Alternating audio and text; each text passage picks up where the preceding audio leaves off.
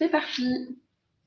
Bonsoir et bienvenue à la Maison de la Nouvelle-Aquitaine. Bienvenue pour ceux qui sont avec nous ce soir et puis bienvenue à ceux qui nous suivent à distance. Alors j'ai pour habitude de narguer un peu ceux qui ont fait le choix de suivre en visioconférence nos débats en leur disant que tradition oblige, culture oblige de la Nouvelle-Aquitaine. On partage ici de la convivialité et on a appelé l'ensemble des événements qui se produisent dans nos locaux les apéros de Nouvelle-Aquitaine. Et donc ceux qui ont fait le choix de venir ce soir, malgré les conditions hostiles sanitaires et hivernales, auront la chance de partager après des produits qui ne seront pas basques pour ce qui est du solide, du Bordeaux sans doute pour le vin, des bières charentaises, bref, de découvrir la Nouvelle-Aquitaine par l'apéritif. Mais avant l'apéritif, on va passer aux choses sérieuses. Alors, nous sommes la Maison de la Nouvelle-Aquitaine, c'est-à-dire que nous sommes l'ambassade de ce territoire, de ces territoires dans leur diversité. Notre mission, elle est de rassembler cette région et de la faire rayonner à Paris, nationalement, dans ce lieu, mais au-delà également par d'autres outils de communication. On accueille ici tout type d'activités, notamment, je le dis, aux entrepreneurs, un centre d'affaires, des salles de location qui est ouverte à la location de manière privilégiée pour les néo-aquitains.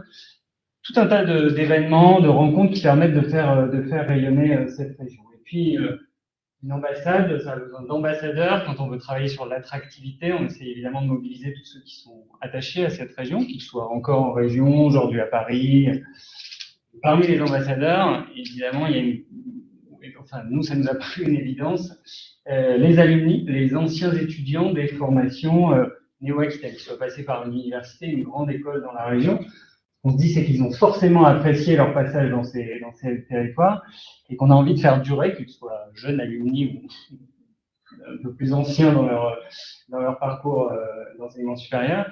On a envie de faire durer leur attachement à cette région et donc on a eu envie de travailler avec les associations d'alumni pour construire un programme de table ronde. Alors, cette année 2021 se prêtait particulièrement à l'organisation de webinaires. Donc, ce soir, c'est rien de moins que le 10e rendez-vous de l'année sur des thématiques très variées. Et donc, ce soir, je lui laisserai la parole tout à l'heure à son représentant, l'association des alumni de Sciences Po Bordeaux, qui a une association habituée des lieux, qui a l'habitude de se retrouver dans nos locaux et avec qui on a déjà eu aussi le plaisir d'organiser ce type d'échange sur une thématique très diverse, très, très différente des précédentes, puisqu'on a vraiment été sur des champs très différents, mais qui ouvre bien en cette fin d'année la séquence 2022 et qui amènera, je laisserai les intervenants et l'animateur que je remercie de sa présence, je vous laisserai rentrer dans le sujet. Merci d'ailleurs à l'ensemble des intervenants. Je pense extraordinaire d'avoir le panel d'intervenants sur les questions de ce soir. Vous dire aussi que le principe est celui d'interaction. Alors, comme on est sur ce format hybride, je le dis à distance, vous disposez du chat pour poser des questions qu'on fera passer à nos intervenants. Mais je suis obligé de le dire aussi à ceux qui sont dans la salle parce que finalement, à la fin, c'est vous qui osez le moins poser des questions parce que vous vous retrouvez en dehors de l'outil interactif pour le faire. Voilà, je n'oublie pas grand-chose si ce n'est de signaler que l'ensemble de ce programme est permis grâce au mécénat et à l'accompagnement de deux entreprises qui nous soutiennent, que sont EDF et le Crédit Mutuel du Sud-Ouest. Je veux vraiment les remercier pour ce partenariat solide depuis plusieurs années. Et puis vous souhaitez, en attendant de se retrouver tout à l'heure sur le temps convivial, de bons échanges. Je laisse la parole à Enzo et merci encore pour ce partenariat, Enzo. Merci cher Sébastien pour l'organisation de cette belle conférence. Merci à toutes et tous pour votre présence.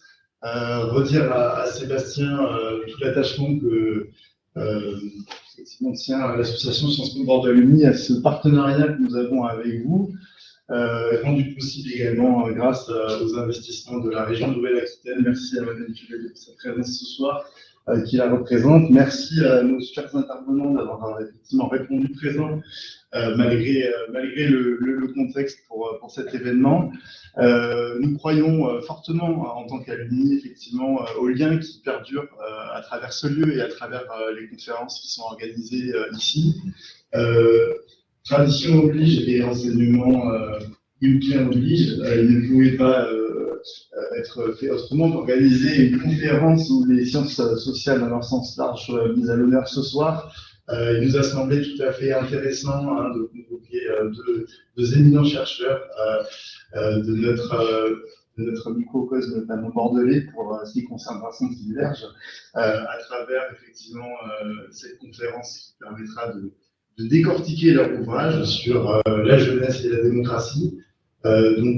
Pour ne pas être trop long, je vais laisser la parole à Madame Cuvelier, à notre animateur Thibault, que je remercie aussi pour sa présence et d'avoir répondu à notre appel. Et puis, vous souhaitez à toutes et tous une bonne conférence en espérant avoir l'occasion de vous revoir prochainement ensuite. Merci beaucoup. Merci, bonsoir à toutes et tous. Je suis donc Marie-Laure Cuvelier. Je suis conseillère régionale de Nouvelle-Aquitaine, déléguée à la couverture de l'action régionale. L'expression n'est peut-être pas très signifiante, c'est vraiment tout ce qui touche à la démocratie justement et à re-questionner les façons de faire, à identifier ce qui est déjà bien fait, ce qui relève des bonnes pratiques et qu'on ne valorise pas forcément, mais surtout à identifier là où on peut vraiment s'améliorer au niveau démocratique, et de passer d'une démocratie au scrutin tout décidant à quelque chose de plus permanent dans la sollicitation des citoyens. D'où je parle en dehors de ce mandat, je vais le préciser parce que je pense que ça fait sens aussi par rapport à la thématique. Moi, je suis par ailleurs secrétaire générale d'une association qui s'appelle France Tiers-Lieux. Et donc, depuis une douzaine d'années, je m'occupe d'accompagner les territoires ou les porteurs de projets dans les territoires sur ce que sont les tiers-lieux. Et si je devais les définir ce soir précisément, ce serait vraiment des espaces d'expression citoyenne. Finalement, il y a peut-être des manières de renouer avec une démocratie dont on se sent peut-être, qu'on nous a peut-être confisqué quand on est jeune. Et même si j'ai pas forcément envie d'opposer finalement les générations, parce qu'on dit souvent les jeunes et le reste du monde, mais je pense qu'à tous les âges, il y a des gens qui se sentent un peu dépossédés de ce qui se passe politiquement aujourd'hui. Donc quand on me parle de jeunesse et de démocratie, j'entends inégalité des chances, et puis j'entends cette désaffection pour les scrutins notamment. Moi c'est mon premier mandat, je suis société civile, donc ça c'est quand même un signe plutôt favorable, c'est-à-dire qu'il y a de plus en plus de listes issues de la société civile dans les différents scrutins. Donc on a envie de prêter l'oreille à ce qu'ont à dire les personnes qui gèrent des associations, des entreprises, des personnes qui sont sur le terrain, plutôt que simplement des partis politiques dans lesquels on peut avoir adhéré il y a plusieurs décennies. Donc pour moi c'est un signe encourageant. Et puis, ce qui est moins encourageant, c'est qu'il y a 87% des 18-25 ans qui ne se sont pas déplacés au départemental et au régional en juin. Et donc ça quand même, il faut quand même qu'on s'empare de ce sujet pour essayer d'améliorer les choses, de proposer peut-être d'autres façons de s'exprimer au niveau public. Mais les invités ce soir vont parler bien mieux que moi, donc c'est vraiment un peu pour poser le décor. Et puis, je pense qu'il y a peut-être un problème d'offre et de demande, quoi. Si les jeunes ne se déplacent pas pour les voter, c'est qu'ils ne se sont pas représentés. Et bien évidemment, il y a toute une batterie aujourd'hui de pratiques qui permettent de les consulter de façon différente. Et on sait aussi que les jeunes sont très engagés dans les associations et puis dans des mouvements, comme on a pu voir Nuit debout notamment. Là, on a pu voir que les jeunes avaient très envie de s'exprimer, mais malheureusement, dans le paysage politique, moi j'ai 44 ans, je fais partie des jeunes élus de la région, quoi. Donc, je pense qu'il y a un problème. Ma délégation à la région, c'est une proposition, c'est-à-dire qu'elle n'existait pas avant. Et au niveau régional, il y a peu de régions, peut-être pays Centre Val-de-Loire, qui a proposé des choses et qui a fait une délibération sur les pratiques démocratiques. Mais donc là, pour l'instant, mon rôle, c'est vraiment de recenser ce qui se fait et puis d'entendre aussi le fait qu'il n'y a pas de recette miracle. mais que c'est peut-être un assemblage de plein de petites actions de formats différents qui peut aider les jeunes à s'exprimer, avec toujours un écueil que je retrouve dans ce que je constate, c'est le TLM, c'est-à-dire toujours les mêmes, puisque voilà, toutes les pratiques, que ce soit les conseils régionaux des jeunes ou les autres assemblées réservées aux jeunes, bien souvent, ce sont déjà des jeunes qui s'intéressent à la politique et qui ont envie d'agir. Voilà, quand ils ne font pas directement les cursus scolaires dédiés. Donc, comment on va chercher les invisibles, quoi. Moi, c'est vraiment ça qui m'intéresse dans ma démarche d'élu. Et donc là-dessus, la région Nouvelle-Aquitaine et puis d'autres mouvements au niveau national, à travers des mouvements comme l'économie sociale et solidaire notamment, qui du coup font avancer la démocratie dans les entreprises. On parle de démocratie sociale dans les assos et dans les entreprises. Je pense que c'est un bon levier et c'est aussi un secteur d'activité où beaucoup de jeunes s'orientent aujourd'hui. Je regarde avec bonheur parfois, je sais que chez Polytechnique, depuis 2 ou 3 promos, plus personne ne veut aller chez Total. Donc je crois aussi que ce dans quoi on s'engage professionnellement, c'est politique, quoi, de plus en plus. Et les statuts autour de l'économie sociale et solidaire encouragent cela et en tout cas rendent beaucoup plus naturelle la coopération et finalement limite la compétition au sein des structures et plus largement dans la société. Je pense qu'aujourd'hui, le cœur de notre souci, c'est ça.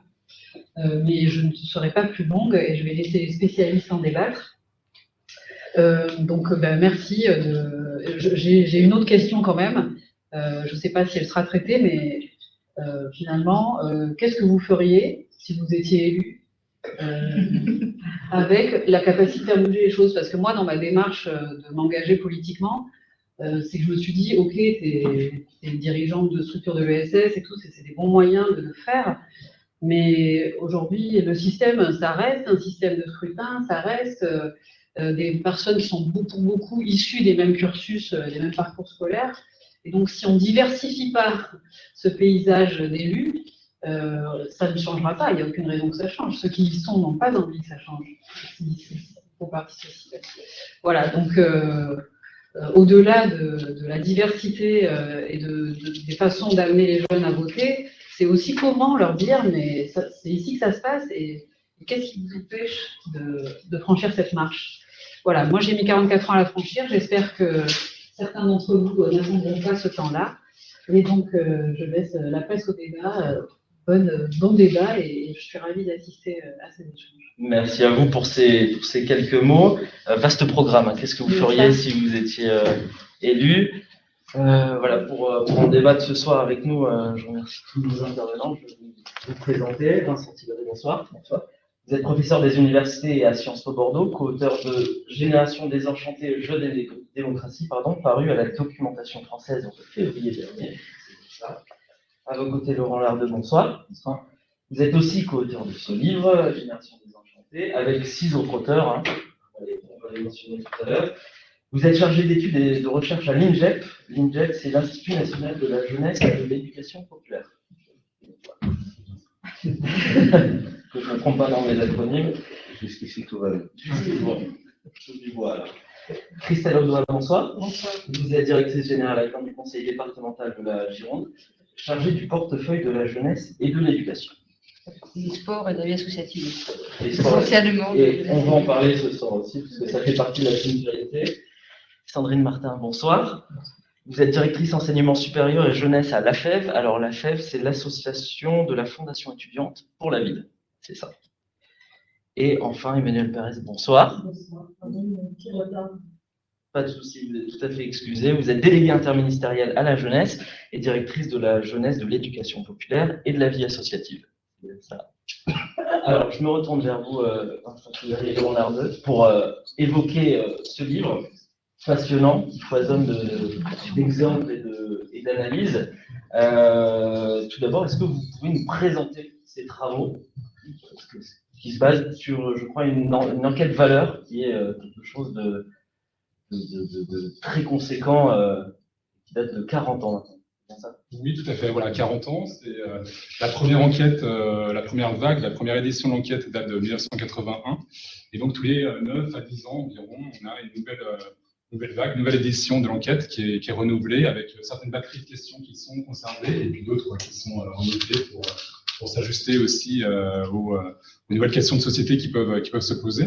Donc il y a eu 5 vagues depuis 1981 et donc on travaille sur différents aspects des valeurs et là plus spécifiquement sur la question de la politique et de la démocratie. Donc pour essayer de questionner un peu quel est ce rapport-là justement des citoyens, de l'ensemble des générations et puis spécifiquement des jeunes sur cette relation qu'ils tissent avec la démocratie dans un contexte particulier, un double contexte particulier déjà par rapport à la précédente édition qui datait de 2008. Donc entre 2008 et 2018, il y a eu quand même l'effet de la crise de 2008, donc la grande récession, avec un accroissement des inégalités. Alors d'abord entre générations, on le sait, il y a beaucoup de travaux qui permettent de le constater, de le vérifier, et puis aussi à l'intérieur même de la génération. C'est-à-dire qu'on voit aussi qu'au niveau intragénérationnel, entre jeunes, on voit aussi qu'il y a beaucoup de différences, et donc c'est important d'avoir cette enquête-là, non seulement parce que sur la durée, on peut voir les évolutions, les transformations générationnelles qui peuvent exister, et puis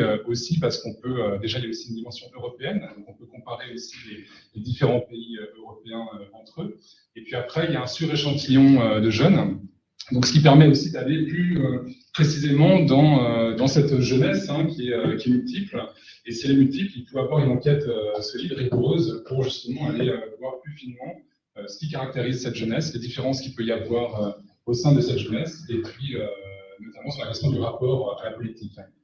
Et alors après, il y a effectivement des éléments de contexte, comme je vous l'ai dit, déjà sur la question d'insertion socio-économique des jeunes, qui a beaucoup changé, aussi sur, alors peut-être 2 mots sur cet aspect, parce que là, il y a effectivement des évolutions, notamment sur, quand on voit le taux de précarité, par exemple, face à l'emploi, le taux de précarité qui mesure donc la proportion de jeunes en situation d'apprentissage, en contrat à durée déterminée, en stage par rapport à la population générale et en intérim, on voit que ce taux de précarité est passé entre les années 50 et puis les années 2015-2016, je crois, par rapport aux derniers chiffres qu'on a à disposition, est passé de 5% environ à la majorité, donc à 54% dans mes souvenirs. Donc on voit quand même que ce taux de précarité est extrêmement important et qu'on ne peut pas comprendre justement ce lien compliqué, délicat des jeunes par rapport à la démocratie. Justement, ce lien, il faut le comprendre et le réinsérer aussi avec cette question-là de contexte socio-économique, avec une jeunesse qui est très fragilisée, très précarisée, et ça, c'est très important de le vérifier, de le mettre en relation. Après, il y a forcément aussi un contexte politique, on le sait aussi, ce qu'on appelle une défiance, une distance par rapport aux institutions de la vie démocratique, qu'il s'agit de questionner et puis d'aller au-delà en fait du simple rapport des jeunes à la démocratie représentative, parce qu'on a trop tendance en fait à limiter le spectre justement uniquement à cette dimension-là. Et donc cette enquête EBS permet d'aller au-delà et de voir que la politique, elle ne se restreint pas au domaine de la démocratie représentative, mais elle inclut en tout cas aussi tout ce qui se rapporte à des formes de participation contestataire, les marches, les manifestations, les pétitions et d'autres formes, d'autres modalités d'expression politique. Et donc voilà, il y a aussi tout plein c'est compliqué de résumer un ouvrage. C'est un ouvrage collectif où il y a plusieurs contributeurs, vous l'avez dit, il y a 10 chapitres. Il y en a un qui est important, je pense, qu'il faut peut-être rappeler, puis après je laisserai bien sûr Vincent plus parler de l'aspect politique. C'est les aspirations que peuvent avoir les nouvelles générations sur justement ce qu'ils attendent d'une bonne démocratie. Et il y a cette question-là qui me semble vraiment importante, et notamment par rapport à la précédente vague de 2008, il y a des éléments importants sur justement une démocratie qui ne doit pas se restreindre en fait au simple vote dans une urne. Donc ça, c'est vraiment des éléments importants. C'est une démocratie pour eux qui doivent se lier aussi à la question de la justice sociale, dans un contexte, encore une fois, d'inégalité très, très marquée. Et donc, une démocratie qui fonctionne bien pour eux, c'est d'abord une démocratie qui prend en compte ces questions des inégalités. Ils attendent plus de la démocratie. Ils attendent plus, en termes de justice, en termes d'égalité, d'égalité homme-femme aussi, toutes sortes d'aspects comme ça qu'on a pu mesurer, qui sont vraiment des éléments très importants pour savoir aussi les attentes, les aspirations qu'ils peuvent avoir à l'égard de la démocratie. Vincent Tibéri, vous avez abordé d'autres questions autour de cette citoyenneté, du vote. Tout à fait. Alors, il faut bien dire effectivement que c'est un ouvrage collectif, hein, donc notamment une forte proportion de collègues grenoblois qui ont travaillé sur ces questions, mais qui, du coup, ça ne sera pas forcément un chapitre sur lequel je vais revenir, parce que ce n'est pas forcément ce que j'ai écrit, mais mine de rien, il y a quand même des résultats à garder en tête. Il y a ce très beau résultat de Frédéric Gontier qui montre que les 18-30 ans, les millennials, qui sont nés dans les années 90, sont clairement pas juste ou simplement une génération Instagram uniquement focalisée sur eux-mêmes. Au contraire, quand on leur pose des questions en termes de ce qui arrive à vos voisins, ce qui arrive à vos proches, ce qui arrive à la société, est-ce que ça vous concerne? En l'occurrence, oui. Ça les concerne même plus que les jeunes il y a encore une dizaine d'années. Donc ça nous raconte aussi quelque chose. C'est-à-dire qu'on a tendance à penser qu'on est dans une société individualisée, mais oui et non. C'est-à-dire qu'il y a une individuation dans la volonté de vivre sa vie, et en même temps, il y a encore la volonté de faire collectif, ce qui est quand même quelque chose d'important à avoir en tête. De la même façon, dans les chapitres de Guillaume Roux, dans les chapitres de Pierre Vachon, on voit aussi que c'est parmi ces jeunes qu'on voit le plus d'ouverture à la diversité, c'est parmi ces jeunes qu'on voit le plus de volonté d'égalité homme-femme, et donc n'oublions pas que la jeunesse, c'est aussi une évolution très très très forte en termes de valeurs. N'empêche que face à ça, effectivement, il y a des théories qui s'opposent.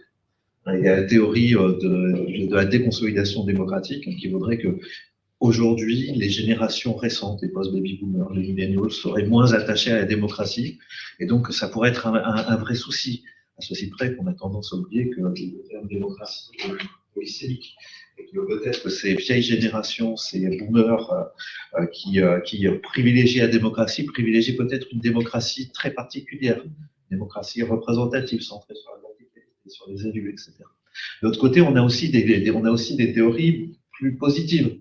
Et c'est à penser qu'avec l'élévation du niveau de diplôme, on va voir émerger de plus en plus de citoyens connectés, capables de prendre en main la société, capables de participer, etc. Et on voit que c'est quand même plus compliqué. Et donc, la grande force de l'enquête valeur, c'est justement de nous permettre de mesurer ce qui s'est passé dans les 40 dernières années.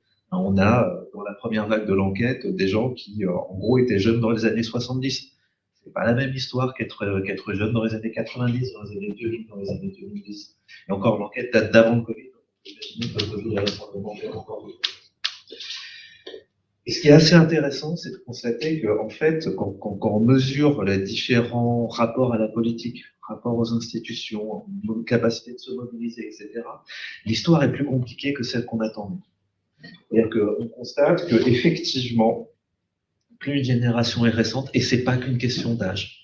Ça touche désormais très clairement des générations qui sont nées dans les années 70 et qui donc ont une quarantaine d'années, j'en fais partie, se dirigent progressivement vers la cinquantaine d'années, mais également des générations nées dans les années 80-90 sont globalement touchées par une vraie défiance à l'endroit particulièrement des partis politiques, du Parlement, du gouvernement, de la manière dont effectivement la démocratie représentative au niveau national fonctionne. Ça ne veut pas forcément dire que nous s'intéressons à la politique. C'est quelque chose qu'il faut bien avoir en tête, y compris parmi les jeunes et y compris parmi les un peu moins jeunes. C'est-à-dire que très clairement, quand on leur pose des questions sur est-ce que la politique c'est important, oui, c'est important. Simplement, leur rapport à la politique est un rapport qui lui-même s'est distendu. C'est-à-dire qu'il fut un temps, si on reprend les travaux d'un Gaxi, d'un Bourdieu dans les années 70, on avait des citoyens ordinaires qui n'étaient pas forcément très au fait de la politique, qui étaient même forcément dans une culture de remise de soi. C'est-à-dire que quand ils votaient, c'était pas forcément pour s'exprimer, c'était pour choisir celui qui allait les diriger à leur place, parce qu'il y a des grandes personnes, parce que les élus sont là et eux, ils savent. On avait en face des citoyens sophistiqués qui étaient très mobilisés. Ils existent encore, y compris parmi les jeunes. Mais ce qu'on voit émerger, en fait, c'est progressivement une masse importante de citoyens à la fois diplômés, forts cognitivement, donc capables de traiter de l'information, capables de mobiliser de l'information quand c'est nécessaire, capables d'utiliser donc du coup Internet, capables de prendre des décisions et qui, dans le même temps, a désormais créé une vraie distance à l'endroit du politique. Et cette distance, elle est probablement créée justement par nos capacités cognitives, par cette possibilité de raisonner, par cette possibilité de comprendre que le discours qui nous est tenu n'est pas forcément le discours qui est réellement, enfin, ne va pas forcément être en accord avec les actes, avec des changements de position politique qui vont vraisemblablement être interprétés, être décodés et être remis en question. Quelque part, on est face à des citoyens qui désormais n'ont jamais eu autant le niveau pour jouer leur rôle, et parce qu'ils ont le niveau, on arrive à créer une distance à l'endroit de la politique traditionnelle. Et cette distance à l'endroit de la politique traditionnelle, on le voit notamment dans la participation politique. Et quand j'entends participation politique, c'est pas simplement le fait d'aller voter. Ce n'est clairement, et c'est de moins en moins le fait simplement d'aller voter. Ça reste naturellement le mode d'action le plus important. En 2017, c'est 37 000 millions de personnes qui se sont déplacées. Alors que les plus grosses manifestations que la France ait connues, c'est après les attentats contre Charlie et l'Hypercacher, c'est quelques millions de personnes. Donc souvenons-nous qu'il y a encore énormément de gens qui passent par le vote. Mais le rapport au vote est lui-même en train de se transformer très très fortement. Il fut un temps, et c'est assez visible quand on travaille notamment dans les séries longues, quand on regarde ce qui se passe au début de la Ve République, quelle que soit la question, des gens allaient voter. Depuis lors, l'abstention progresse, ou en tout cas l'abstention intermittente ou la participation électorale intermittente progresse. On est désormais dans une situation où la présidentielle fait le plein. Et les autres élections mobilisent de moins en moins. Et ce qui est troublant, c'est que cette montée en puissance de l'abstentionnisme intermittent ou de la participation intermittente, c'est générationnel. C'est même plus une question d'âge. C'est-à-dire que oui, c'est parmi nos 18-30 ans d'aujourd'hui qu'on a vu, notamment au régional, les plus forts taux d'abstention. Oui, c'est parmi eux qu'on a vu les plus forts taux d'abstention municipale. Oui, c'est parmi eux qu'on a vu les plus forts taux d'abstention législative. À ceci près qu'ils ne sont pas les seuls touchés. Désormais, l'abstention, ou en tout cas le vote intermittent, ça dépend comment vous le prenez, le verre à moitié plein, le verre à moitié vide, et le vote intermittent touche désormais une majorité des cohortes nées dans les années 60 et après. Ça veut dire que désormais, ce sont aussi des citoyens qui sont probablement les parents des jeunes d'aujourd'hui. Et donc, ce rapport au vote, ce rapport intermittent au vote, il est en train de bouger. Derrière, c'est pas nécessairement une crise de la citoyenneté. En fait, c'est une crise du rapport au vote. Car quand on y réfléchit, il faut le déconstruire, ce vote. Le vote, pendant longtemps, ça a été considéré comme un devoir. Le vote, c'était aussi donc, je vous l'ai déjà dit, de la remise de soi. Le vote, c'était cette démocratie représentative, ce que Ronald Engelhardt appelait de la participation dirigée par les élites. C'est-à-dire que c'est les élites qui demandaient à un moment donné de choisir entre différents candidats selon des règles spécifiées, un calendrier spécifié, un programme spécifié. Et donc, quelque part, c'est cette connexion qui faisait que le vote était une manière d'élire et en élisant, de s'en remettre à d'autres du soin de s'emparer de la politique. Ça a beaucoup marché, ça continue à fonctionner très fortement encore dans les générations du baby-boom et nés avant-guerre, ils sont de moins en moins nombreux, mais cette culture-là du vote était une culture importante. Elle est en train de se transformer vers une culture soit du vote de droit, je vote parce que l'élection est intéressante, je vote parce qu'il y a un enjeu, voire même d'une forme d'indifférence. De ce point de vue-là, désormais, le vote est nul dans le sens où sa dimension de connexion avec l'élection d'un élu pose question. Et surtout, c'est pas un problème de citoyenneté simplement, parce que du coup, on voit, et c'est quelque chose qu'Engelhardt avait montré. Engelhardt, c'est l'inventeur des enquêtes valeurs. Donc, Engelhardt l'avait montré, et effectivement, ça se confirme dans ce qu'on a pu mesurer. La participation, désormais, elle passe par la manifestation, elle passe par la pétition, elle passe par le boycott, elle passe par toutes les activités qu'on n'a pas pu mesurer dans l'enquête valeur parce qu'on est dans la logique du temps long, mais qu'on voit émerger autour du militantisme par Internet, autour des réseaux sociaux, autour de l'action associative, etc. Ce qui est troublant, c'est que du coup, on voit que la participation est en train d'évoluer dans les générations. Vous êtes né avant-guerre, vous aviez une participation très très fortement connectée par le. Vous êtes parmi les baby-boomers, beaucoup d'entre eux sont des virtuoses de la participation qui utilisent tout ce qui est possible. À mesure qu'on se rapproche des millennials, à mesure qu'on se rapproche des gens nés dans les années 90, deux modalités émergent, une modalité protestataire. En gros, on utilise de moins en moins le vote, mais on utilise d'autres manières de participer, ou la non-participation. Et là, on retrouve les ni en études ni en emploi. C'est là où on retrouve les moins diplômés de génération diplômée, les moins intégrés de génération qui pourtant l'ont été. Last but not least, il me reste combien de temps ? Allez-y. Non, parce que tu vois, je suis parti. Certains m'ont suivi en cours. On va échanger ensuite. Durer. Last but not least, en fait, ce que nous raconte aussi l'enquête, c'est une crise de l'offre politique en général. C'est-à-dire que c'est frappant de constater dans notre enquête, et c'est confirmé désormais dans d'autres enquêtes, à travers les secondes paramètres, à travers paramètres de la CNCDH, etc., il y a une crise du positionnement politique aujourd'hui. Les gens se situent de moins en moins comme étant de gauche ou de droite. Et c'est encore plus vrai dans les jeunes générations.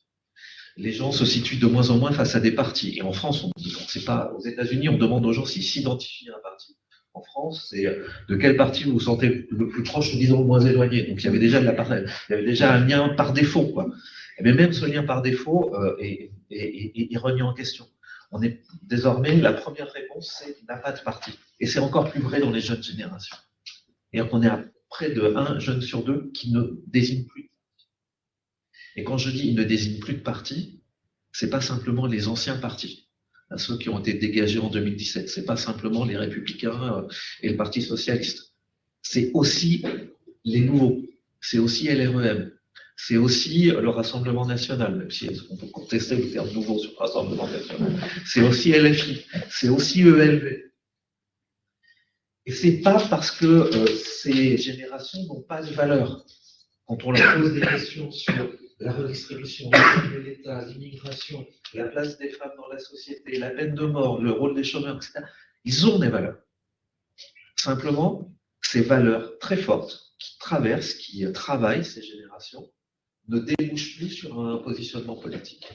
Et là, on a un vrai souci. Là, on est effectivement dans un moment très particulier où plus une génération est récente, moins elle est alignée politiquement. Et alors qu'elle a des valeurs, c'est pas juste, c'est pas du jeu foutisme, c'est pas un manque d'éducation, comme pouvait le dire un ancien ministre de l'écologie. Non, c'est pas un manque d'éducation, c'est un manque de connexion. Et ce manque de connexion, il vient vraisemblablement pas des jeunes, il vient de l'offre politique elle-même. Et on arrive en ce moment, si je termine juste sur 2022, on arrive en ce moment à un moment très particulier. Du coup, on a des intentions de vote qui s'expriment. Et quand on regarde de près qui s'exprime à travers ces intentions de vote, ce que fait notamment Cluster 17, le nouveau institut de sondage fondé notamment par Jean-Yves Dormagin, on se rend compte que ceux qui s'expriment aujourd'hui, c'est plutôt les retraités, c'est plutôt les plus de 65 ans, c'est plutôt les riches. C'est clairement pas les jeunes, c'est clairement pas les employés, c'est clairement pas les ouvriers. C'est encore moins les NEET qu'on n'aura pas dans ces enquêtes. Et là, on est à un moment très très particulier où la France qui s'exprime à travers les urnes risque d'être encore moins représentative de l'ensemble du pays, et particulièrement de nos jeunes générations. Merci beaucoup pour cette présentation très complète de l'ouvrage. Je me tourne vers nos autres invités. Est-ce que vous voulez rebondir sur cette défiance à l'égard des institutions, à l'égard des partis, avec des jeunes qui expriment une citoyenneté différente, peut-être Emmanuel Pérez, au gouvernement, est-ce que vous le sentez vous? Ouais, alors moi, au gouvernement, moi je ne suis pas du gouvernement, bien je sûr. suis de l'État, donc je suis De la l'État. directrice de la jeunesse et l'éducation populaire, c'est l'administration et de la vie associative, c'est l'administration centrale qui est au sein de ce grand ministère éducation nationale, jeunesse et sport, pour justement assurer une continuité, finalement ce qu'on appelle le continuum du temps de l'enfant, de l'adolescent, du jeune. En réalité, l'ambition, c'est vraiment de déciloter aussi un peu les politiques publiques, hein, qui sont très, très... enfin, on est beaucoup dans les tuyaux d'or en France, pas qu'en France, mais je pense qu'en France, on est quand même assez fort. Et donc, c'est une administration, effectivement, impulse, met en œuvre les politiques publiques qui sont décidées par le gouvernement, votées par le parlementaire. On les déploie aussi dans les services, dans les territoires. Une petite administration centrale, mais qui donc s'appuie sur un réseau de services dont on a évidemment une délégation régionale académique jeunesse et sport en Nouvelle-Aquitaine et des services départementaux jeunesse et sport dans tous les départements d'Aquitaine. Et puis au niveau national, on a la grande chose. Alors c'est quoi une direction de la jeunesse, l'éducation populaire et de la vie associative? Donc, mettre en œuvre ces politiques publiques, éclairer la décision politique. Et donc là, moi j'ai dans ma direction donc l'INJEP, qui est un observatoire, donc enfin un institut national jeunesse, éducation populaire, vie associative et sport. Donc là, vous voyez, on a bien englobé tout ça. Et en effet, qui est donc un service à compétence nationale pour les statistiques, qui est totalement indépendant. Et donc pour nous, c'est très important, justement aussi dans ce temps qui est très accéléré, finalement, dans lequel on vit, on peut avoir justement des études robustes, scientifiques, indépendantes, de façon à, là encore, aller contre un certain nombre d'a priori et d'idées reçues sur nos jeunesses, parce que là aussi, vous avez compris, quand on parle de jeunesse, en fait, il y a une grande pluralité de jeunesse. Pour autant, on peut trouver justement des éléments communs sur une génération. Donc, moi, je suis très heureuse d'être là, parce que justement, évidemment, et je dis avec beaucoup d'attention tous les travaux de l'INJEP, votre invitation aussi. Donc après, sur la question de la confiance, et donc on parle évidemment beaucoup moins bien que les sociologues, c'est vrai qu'on voit un écart. Alors la crise Covid en plus a accéléré finalement des tendances qui étaient là, c'est-à-dire les constats qui sont montrés, on les voit, on les constate depuis plusieurs années. La crise Covid a renforcé ces constats, a accéléré. En effet, on voit quand même une précarité réelle. Ça, c'est quand même un vrai sujet. C'est-à-dire que, et c'est un peu le cercle vicieux, c'est-à-dire que si les votants ne sont pas les générations votantes, les politiques qui peuvent être mises en œuvre ne répondent pas à ces votants parce que finalement, ce n'est pas l'électorat. Enfin, voyez, on peut faire des choses quand même assez inquiétantes. Donc là, c'est vrai que nous, c'est très utile d'avoir ces études, c'est qu'il faut qu'on ait vraiment des lignes de conduite. Alors, au niveau de la direction, on agit sur un champ assez large, mais c'est vrai qu'on vise d'une part vraiment l'autonomisation des jeunes, c'est-à-dire comment justement on accède à cette autonomie qui est sur tous les champs. Donc c'est aussi bien l'autonomie économique, sociale, professionnelle, citoyenne aussi, c'est quand même un enjeu très fort, c'est-à-dire que là aussi se l'approprie, mais j'y reviendrai peut-être plus tard. Et puis une autre préoccupation, c'est l'accès aux droits. Parce que là encore, on voit qu'il y a pléthore de dispositifs, pléthore de politiques publiques qui ne sont pas nécessairement évaluées. D'ailleurs, c'est pour ça que je me retourne aussi sur l'INJEP qui nous apporte telle compétence. Non, mais je le dis parce qu'on ne le dit jamais assez, mais c'est justement dans tout ce contexte-là, il y a plutôt un moment des choses assez solides. Et en effet, l'INJEP, et aussi, il y a toute une mission de l'INJEP qui évalue les politiques publiques et on a vraiment on a un FEJ, aussi un fonds d'expérimentation jeunesse, où justement, quand on met en place des choses, on évalue de façon robuste et scientifique le réel impact. Ce n'est pas très français en général. On s'intéresse à lancer des trucs et puis après, on verra. Et puis, voilà. Donc, à un moment, il faut quand même juste aussi savoir ce qui fonctionne. Et je pense que ça, en faisant ce genre d'action, on répond aussi finalement aux demandes de générations montantes, qui effectivement sont moins dans le temps long, pas parce que ça ne les intéresse pas, parce qu'au contraire, on les voit bien sur la transition écologique, mais c'est parce qu'ils voient que tout va très vite, ils sont assez lucides, et ils sont sur le côté action et impact. C'est quand même ça qui les préoccupe. Ils sont très lucides aussi, c'est-à-dire qu'ils ne se disent pas le monde est mauvais, le monde est bon, qu'il y a du tout, il y a des opportunités énormes. Et donc, justement, ce qui les préoccupe, c'est qu'on ait des public qui soit à impact immédiat. Donc ça, c'est pour la direction. En tant que délégué interministériel à la jeunesse, c'est vrai que là, c'est plutôt, vous voyez, quand il y a des dossiers qui réellement nécessitent de pouvoir se coordonner à plusieurs ministères, on a recours à la déléguée interministérielle à la jeunesse, en particulier quand il faut faire parler ensemble la justice, avec la santé, la culture, etc., et que tout le monde n'est pas d'accord. Donc là, voilà. On est à la rescousse. En tout cas, et nous, on porte aussi, si vous voulez, on est les porte-voix des générations montantes, et c'est aussi, justement, de ne pas aller sur une jeunesse bashing. Ce que vous dites aussi, on n'est pas du tout sur une génération individualiste, on n'est pas du tout sur une génération repliée sur elle-même. Alors, il peut y avoir des différences contenu. Avec la crise Covid, on voit qu'il y a quand même un phénomène d'isolement de certains jeunes qui est extrêmement préoccupant et sur laquelle on doit se mobiliser.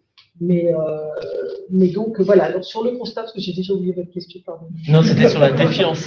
Ouais, sur la défiance. Ça nous permet de la défiance. Ouais, donc la défiance. Donc, nous, alors très concrètement, qu'est-ce qui s'est passé avec la crise Covid quand même? Première chose, ça a été ce plan Un jeune, une solution, pour dire justement, à la différence de la crise 2008, les jeunes ne doivent pas être la variable d'ajustement de cette crise. La crise de 2008 a été extrêmement grave et les jeunesses ont payé un très lourd tribut. Donc ça a été de mettre en place ce plan Un jeune, une solution, qui est très axé emploi, formation, apprentissage.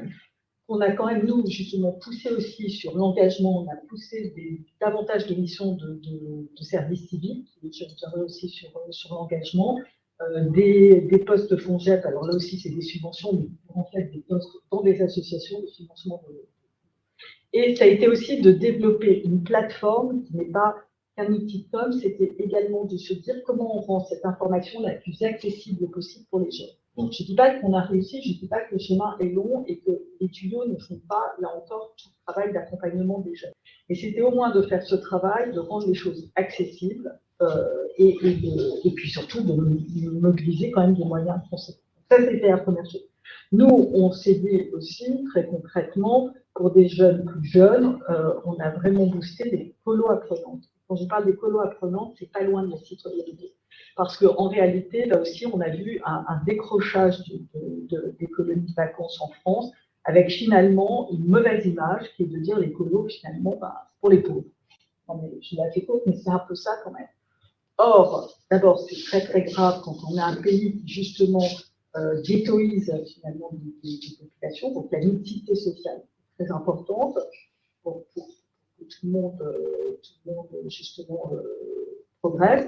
Et d'autre part aussi, c'était de dire qu'il faut redonner aux colonies de vacances vraiment tout ce qu'elles ont finalement dans leur gène, mais qui n'était plus assez visible, c'est-à-dire permettre à tous les jeunes de pouvoir partir en colonie de vacances, et également colo apprenante parce qu'on obligeait finalement les organisateurs, on les obligeait pas, on les stimulait pour renforcer leur offre et qu'elle soit qualitative. Et effectivement, c'est pas apprenant à l'école, les autres dispositifs, c'était apprenant dans le sens justement tout ce qu'on appelle l'éducation populaire, l'éducation informelle, non formelle.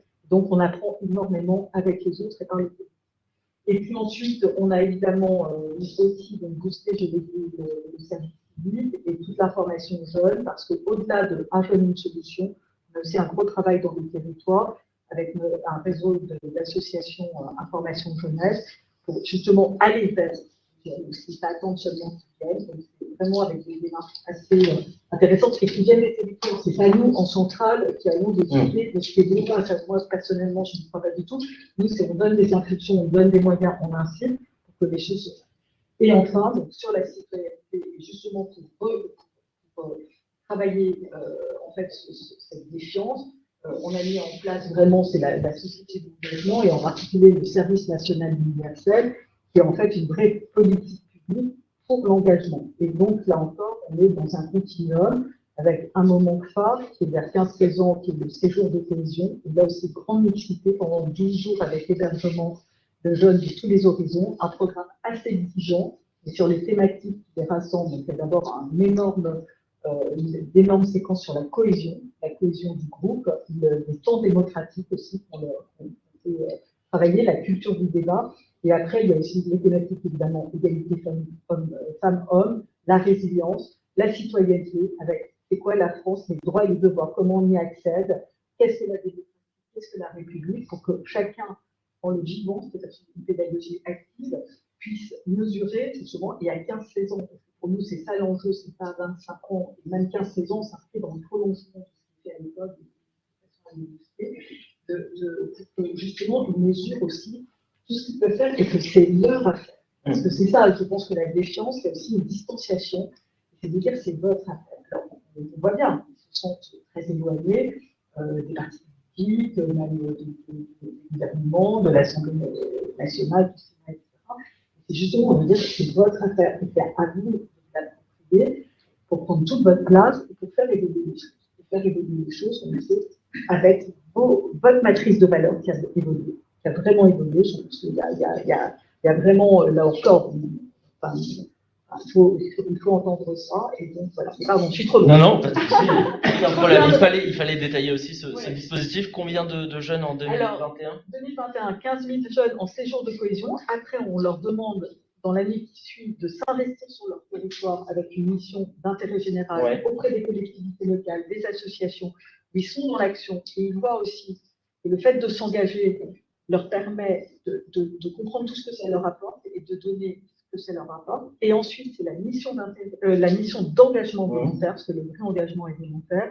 Donc là, c'est avant 25 ans, c'est 3 mois et plus. Donc c'est vrai que sur ces engagements volontaires, on a évidemment le service civique, on est autour de 200 000 jeunes qui sont de service civique, c'est 6 mois et plus, c'est du volontariat, c'est indemnisé. Et donc là encore, on voit des choses assez exceptionnelles qui se passent. Et pendant leur service civique, ils ont aussi une formation civique et citoyenne, de façon et un tuteur pour les accompagner. Et on a également la réserve civique, on a vraiment boosté pendant le second français, pendant le premier confinement, avec la plateforme Je veux aider, donc toujours aussi de changer un peu la façon d'agir de l'État et d'être beaucoup plus proche des personnes sur cette plateforme. Donc l'idée, c'est que les personnes qui le souhaitent s'inscrivent pour être bénévoles et les associations grandes ou petites, les collectivités, mettent en ligne leur mission.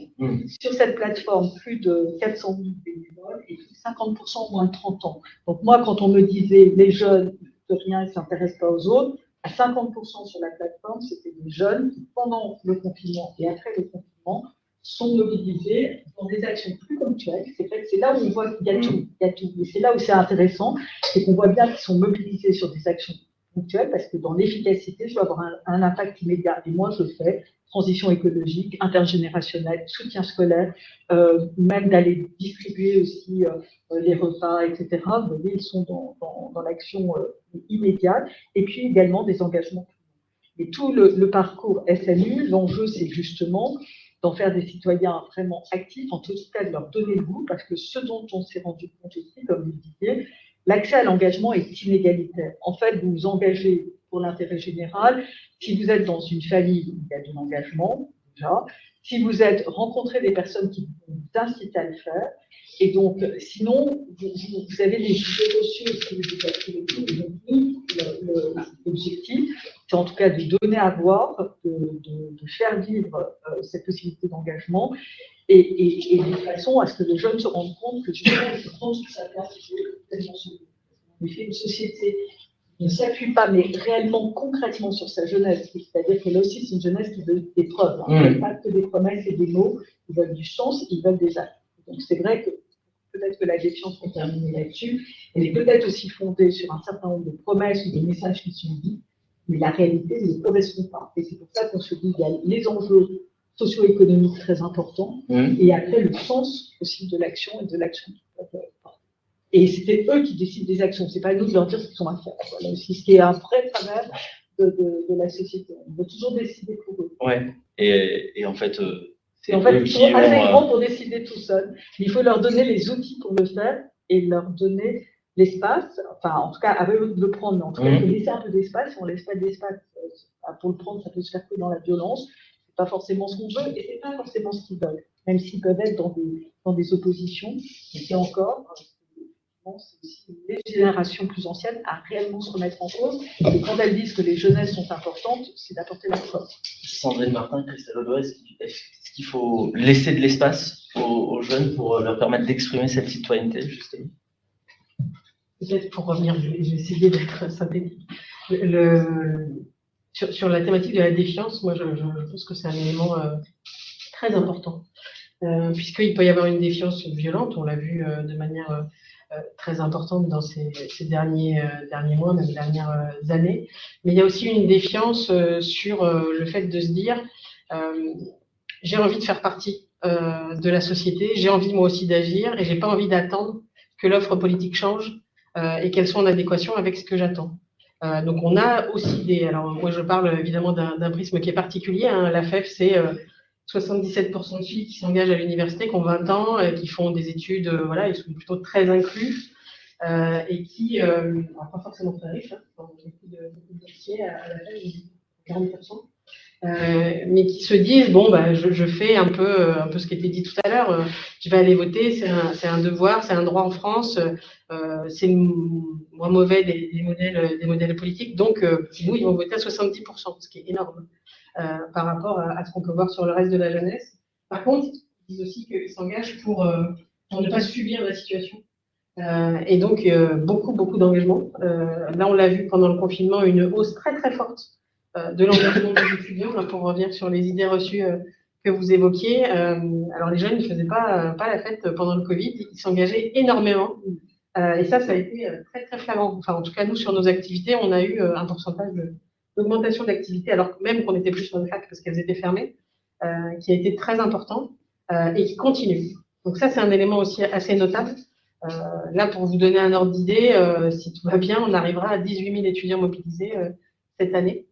Et c'est gigantesque, c'est le double de ce qu'on faisait habituellement. Donc il y a évidemment des soutiens, notamment de l'État, pour pouvoir arriver à ces volumes-là.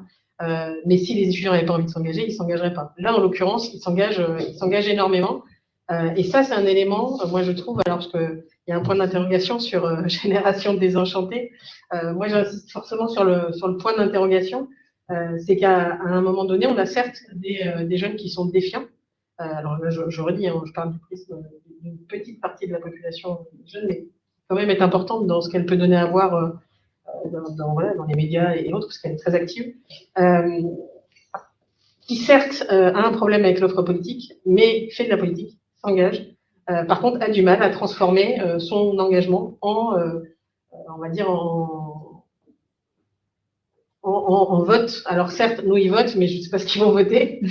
Bon, on leur demande pas, mais voilà, et je pense qu'il y en a, en tout cas un certain nombre aujourd'hui qui ne le savent pas. Et ça fait partie des choses qu'on a envie de discuter avec eux en tant que structure associative. C'est comment on passe à un moment donné d'un engagement qui est très concret à se dire je suis acteur de transformation sociale et donc de fait je peux aussi transposer mon engagement vers une position politique et participer de la démocratie aussi sur la question de la démocratie représentative. Et ce chemin-là, il est très difficile parce que ce qui a été dit sur la question de la défiance, sur le fait qu'on n'a pas forcément des élus exemplaires et qu'ils ont une image dans la jeunesse qui est quand même très négative, en tout cas qui reste très négative. Le fait que quand on explique que les jeunes participent d'une politique publique, parce que eux, en tant qu'engagés, nous, on est financés par des fonds publics, et de fait, ils participent d'une action qui est une politique publique qui est mise en place par un gouvernement. Et là en l'occurrence, ce dont je parlais tout à l'heure, qui s'appelle le plan Un jeune, un mentor, qui va dans le plan Un jeune, une solution, Et qui est porté par nous. et qui est un élément sur des associations. De terrain. De terrain. Ouais. C'est un appel à projet et on a une 50aine d'associations qui ont répondu à l'appel à projet, dont un HL, évidemment. Et qui est assez fondamental parce que pour la première fois, on a un financement très conséquent qui va permettre d'aller chercher, puisque c'était dit tout à l'heure, hein, on ne vient pas forcément aussi facilement que ça à l'engagement, il faut aller vers et aller montrer que voilà, ils sont aussi légitimes à agir sur ces questions-là. Et donc quand on leur explique qu'ils font partie d'une politique publique, parfois il y a de la défiance. De dire ah bon, mais c'est ça le financement, mais pourquoi? Et donc on explique. Parce qu'à un moment donné, oui, il n'y a pas de génération spontanée et que les actions, il faut les construire, il faut les mettre en œuvre et que tout ça, ça demande des fonds publics, notamment, pas que publics, hein, d'ailleurs, il y a des fonds privés aussi, et qui s'inscrivent là-dedans quand ils sont bénévoles dans une association comme la nôtre. Et ça demande du temps pour expliquer, pour montrer que, oui, à travers votre action, vous participez de quelque chose de beaucoup plus global. Et par contre, ce qui est important, c'est la question de l'impact. C'est est-ce que ce que je fais, ça a un impact ou pas? Pour moi, pour nous, en l'occurrence, les jeunes et les familles qu'on accompagne, mais aussi plus globalement, est-ce que le fait d'être nombreux à s'engager de cette manière-là va avoir un impact ou pas? Donc là, bon, ça fait partie des choses qu'on va avoir à évaluer, mais qui les intéressent au plus haut point. Donc ça fait partie des choses, je pense, moi en tout cas, j'avance peut-être un peu sur la question de ça, mais moi aussi. Ça suit son cours. Voilà, ça fait partie, moi je pense, des choses qu'on doit avoir en tête pour peut-être limiter cette défiance ou en tout cas la rendre plus constructive. Parce que la défiance n'est pas forcément négative au départ. Hein. Je pense qu'elle peut aussi permettre aux jeunes de sortir une vision du monde, une façon de se positionner dans celui-ci, et que notre rôle à nous, en tant qu'association, c'est de les aider dans ce parcours-là. Un point sur lequel j'insiste beaucoup en ce moment, c'est qu'on a certes des étudiants, vous savez, qui ont cité lycéens, de plus en plus.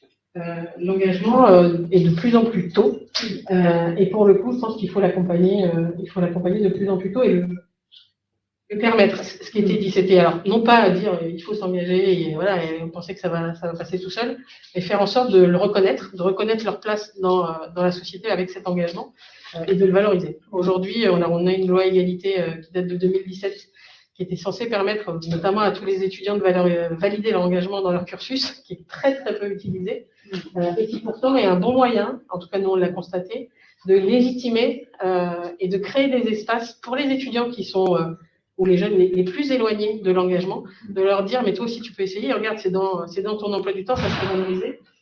Au départ, pour certains, ils viennent parce que ça fait partie de leur cursus et que potentiellement ça peut leur ramener 2-3 crédits, des meilleures notes dans leur parcours.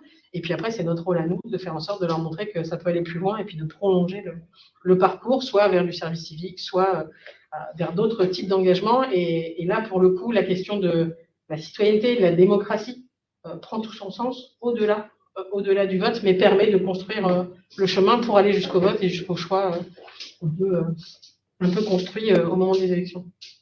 Je reviens sur ce que vous disiez à propos de l'engagement de plus en plus jeunes. Est-ce que vous, en géant de Christophe Audouin, ou vous, Vincent Tibéri, dans les études, vous voyez ça, qu'il y a un abaissement de l'âge à partir duquel on commence à s'investir dans la citoyenneté? Je pense qu'on partage tous ce constat et qui est très bien justement précisé dans ce travail scientifique qui permet de ne pas faire l'amalgame sur la vision qu'on peut avoir de la jeunesse, à la fois de la défiance qui est très nette.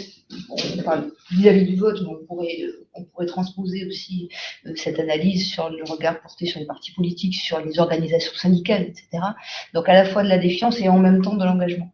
Et moi j'ai envie de dire, pour moi, il y a 3 étapes, et vous l'avez très bien dit, la question de la transformation de l'engagement vers l'adhésion politique, ou en tout cas l'adhésion à une forme institutionnelle. Il y en a une en amont aussi, c'est la question de l'insertion. Alors, on l'a un petit peu évoqué aussi tout à l'heure, c'est-à-dire qu'avant de s'engager, il faut pouvoir être inséré dans une société. Aujourd'hui, on a quand même un vrai sujet sur les jeunes décrocheurs. Alors, c'est vrai que le département de la Gironde fait un gros travail là-dessus de repérage de jeunes décrocheurs et ces jeunes, voire très jeunes, hein, ils ont, avant d'être dans des problématiques d'engagement et encore moins dans des problématiques de vote, des questions d'insertion sociale à poser parce qu'ils sont loin de tout, ils sont plus du tout dans les radars de qui que ce soit et ils sont dans des situations extrêmement précaires. Ensuite, la question de l'engagement, évidemment, ça se travaille au travers des politiques publiques et on en a évoqué un certain nombre sur la question de l'accès à la citoyenneté, voilà, détailler tout un tas de politiques mises en œuvre, que ce soit sur la culture, sur la question de l'éducation, de l'appui aux politiques éducatives, sur la lutte contre les stéréotypes, etc., et sur la compréhension des institutions. Voilà, on travaille sur les concours européens, on travaille sur des questions d'éveil, de conseils départementaux des jeunes qui permettent de participer à des institutions, des services civiques également, etc. Je crois que ça, c'est important, mais au-delà, c'est un peu s'attaquer, j'ai envie de dire, aux effets que l'on constate, parce qu'on a de quoi espérer au travers de l'engagement des jeunes, malgré leur défiance, mais on a aussi de quoi s'inquiéter quand même, parce que ça traduit quand même une inquiétude par rapport à ce qu'est un état de droit, par rapport à ce que peut devenir un vote demain, et ça traduit aussi une instabilité potentielle dans notre système, voire des problématiques d'instantanéisme ou de radicalisation potentielle si effectivement ce rapport au vote politique il n'est pas institué. Donc il faut travailler évidemment sur les effets, mais je crois qu'il faut aussi travailler sur les causes. Il faut travailler, on l'a évoqué tout à l'heure, sur la question de l'exemplarité des institutions, et on a fait beaucoup de progrès, mais je crois qu'il y a encore beaucoup de progrès à faire sur ces questions-là. En Gironde, on vient de créer un comité de déontologie qui est externalisé, avec des figures à la fois judiciaires et autres qui sont là pour en amont essayer d'identifier tous les conflits d'intérêts potentiels. Et je redis que chaque fois qu'un élu est mis en examen, c'est aussi un coup porté à la démocratie représentative et c'est une crédibilité qui est à nouveau poignée. Donc ça, c'est un sujet qui est important pour relégitimer, me semble-t-il, les institutions. Et puis, je crois surtout qu'il faut qu'on parlait de l'offre politique, il faut aussi qu'on essaie de réfléchir à l'offre politique et aux sujets qui sont ceux des jeunes aujourd'hui, avec des jeunes qui sont à la fois dans l'engagement local, souvent sur le terrain, mais qui sont dans une appréhension des problèmes, qui sont des appréhensions des problèmes globaux et qui sont l'enjeu climatique pour lequel aujourd'hui le politique n'apporte, qu'il soit européen, national ou autre, n'arrive pas à apporter une réponse qui paraisse à la hauteur des enjeux du sujet. Et puis, la problématique des migrations et de tous ces enjeux globaux pour lesquels nous, institutions, et je parle vraiment de sens large, alors vous l'avez dit, Madame la déléguée interministérielle, on est dans des réponses de dispositifs, de silos, qui sont incompréhensibles au regard à la fois pour les jeunes de l'urgence des situations, notamment climatiques, d'une génération qui a été habituée à obtenir assez tout de suite, qui est une génération qui a besoin de réponses immédiates, vous l'avez aussi rappelé, et nous, quand je dis nous, les institutions, ce qu'elles offrent, c'est des cases, des silos, des dispositifs qui ne sont pas toujours très clairs et très bien communiqués. Et il y a un vrai effort à faire là-dessus. Vous l'avez dit sur la question du parcours, comment on accompagne les jeunes de la petite enfance jusqu'à l'âge adulte, sans se renvoyer la balle entre institutions, pour la crédibilité d'action publique, elle passe aussi par là. Elle passe aussi par une compréhension et une empathie, je crois que vous en avez parlé tout à l'heure aussi, de la sphère publique qui accompagne ces jeunes et qui permet qu'elles soient crédibles aussi dans la continuité, dans la durée. Est-ce que quelqu'un veut réagir sur les ingrédients nécessaires au fait de rendre attractif cette démocratie pour les jeunes? Oui, moi je disais, au-delà de la valorisation, c'est très important de l'engagement et ça va avec, c'est aussi la reconnaissance. En fait, cette génération montante, elle est prête vraiment à jouer son rôle, elle a besoin d'être reconnue. Et d'être reconnue pour ce qu'elle est et pas pour ce qu'on veut lui donner. Donc, je pense qu'il y a effectivement la valorisation, la reconnaissance. Donc, on est d'une part sur comment on travaille et on valorise déjà les compétences acquises pendant l'engagement, donc très concrètement. Et là, c'est aussi, et donc c'était les équivalences de l'université. Et au-delà de ça, nous, c'est vraiment de travailler sur ces référentiels parce qu'on sait finalement un jeune qui est engagé avec le service civique. D'abord, on peut le remobiliser. Même on a quand même des très très belles histoires dans le service civique avec des jeunes très éloignés, et qui arrivent à se remobiliser parce que justement ils sont pris dans un projet collectif, ils sont dans l'action et en même temps ils sont accompagnés et donc ils se mobilisent. On leur dit voilà ce que tu as appris, tu ne vaux pas rien, parce que c'est ça aussi pour les plus éloignés, tu ne vaux pas rien, puis tu as tes propres qualités et donc c'est important de valoriser ces compétences-là. On appelle l'entier en bon français les soft skills, donc ce sont les compétences dites comportementales, sociales, le savoir-être, le savoir s'adapter, le travailler en équipe, savoir écouter, gérer son temps, et être dans l'action, gérer un projet, être en mode travailler en équipe et être en mode projet. Et bien, ça, vous l'apprenez quand vous êtes, même ça pour parler avec quelqu'un, etc. Vous êtes dans des missions d'engagement, vous êtes confronté à l'autre, vous êtes dans le soutien, mais aussi, vous devez vous adapter à l'autre et donc ça, on les valorise. On a mis en place aussi le compte engagement citoyen, donc là, c'est un peu des monnaies sonnantes et trébuchantes qui sont pour les services civiques, mais aussi pour tous les bénévoles qui s'engagent plus de 200 heures par an. On abonde leur compte engagement citoyen qui va aller dans le compte personnel formation pour 240 € par an. Donc là aussi, vous voyez bien qu'effectivement, on est un pays d'une certaine complexité parce qu'il y a un certain nombre de dispositifs. Donc c'est vrai que ça peut sembler compliqué et nous, notre responsabilité en tout cas d'administration et au-delà de ça de la République, c'est à nous d'absorber la complexité. Alors que jusqu'à maintenant, finalement, on agit, toute cette complexité des dispositifs, toute cette tuyauterie, c'est aux individus finalement de se repérer et c'est pas ça. Et donc pour les jeunes, c'est vrai qu'ils disent, mais à quoi ça sert tout ça? De toute façon, ça va jamais. Quand je vais là, quand je suis là, j'ai 18 ans, c'était jusqu'à partir c'était avant 18 ans. J'ai 26 ans, c'était avant 25. Quand je suis là, je ne suis pas, je sais pas quoi, le code, on voit bien. Et donc moi je dis, là c'est vrai que c'est pour ça que nous commençons à travailler sur ces plateformes. C'est au-delà de la plateforme, de l'outil numérique, c'est aussi comment dans l'action publique modifie aussi les modes d'opération. Et puis également travailler beaucoup avec les associations. Et comment on associe les jeunes à la prise de décision. C'est-à-dire comment on est aussi dans la la capacité à faire du design de politique publique, à repartir de l'usager, à associer le jeune à la décision. C'est les budgets participatifs, c'est toutes ces questions-là. Alors, même s'ils ne résolvent pas la question de la défiance, ils permettent en tout cas en partie de réconcilier partiellement, en tout cas les jeunes avec l'institution et de passer par le pouvoir d'agir qu'ils aiment mettre en place de cette façon. Oui, il y a énormément de choses qui ont été dites et je pense que c'est des pistes importantes. Effectivement, d'abord, on a une culture de l'État, on a une culture des politiques publiques qui reste une culture très, très verticale. Alors, qui a commencé à bouger, hein. C'est plus simplement les hauts fonctionnaires qui décident. Il y a effectivement de plus en plus d'associations, de corps constitués, etc. Donc les choses bougent à ceci près qu'elles restent finalement très, très déconnectées des citoyens. Et après, du coup, on critique le fait que les citoyens soient défiants, mais quelque part, on peut aussi se dire que c'est les élus et ceux qui sont autour des élus qui n'ont pas forcément toujours confiance envers les citoyens. Et on le voit, hein, typiquement, on voit les critiques qui ont été adressées à la Convention citoyenne pour le climat, alors même que de ce point de vue-là, c'est quelque chose de super intéressant comme dispositif.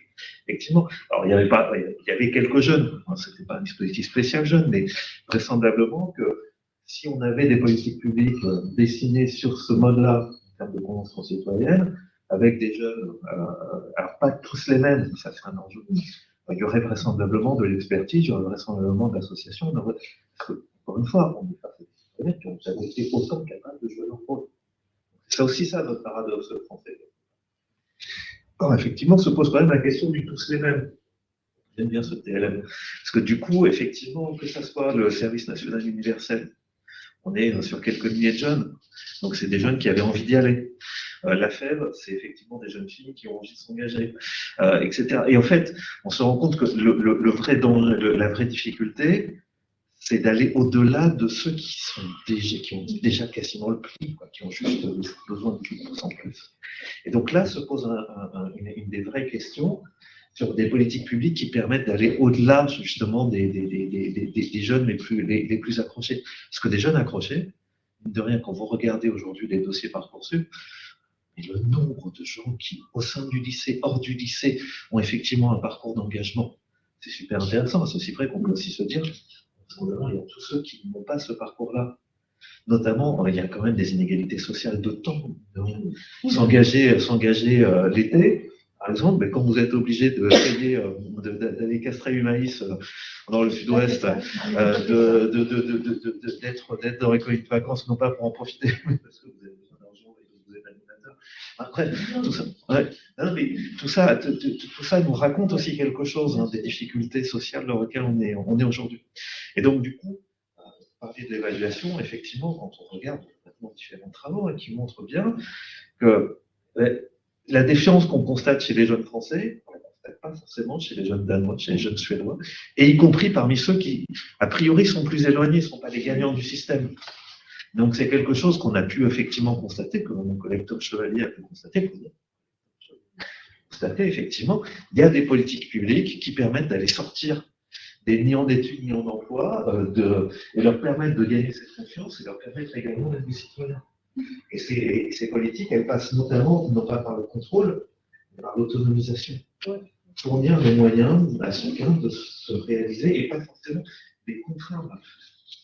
Ça, c'est un vrai souci. Quelque part, c'est aussi des cultures d'institution. Et je boucle à la fin sur la question, notamment, par exemple, vous en parlez, de la question de l'engagement dans les lycées, etc. Souvenons-nous de ce que c'est que la démocratie lycéenne.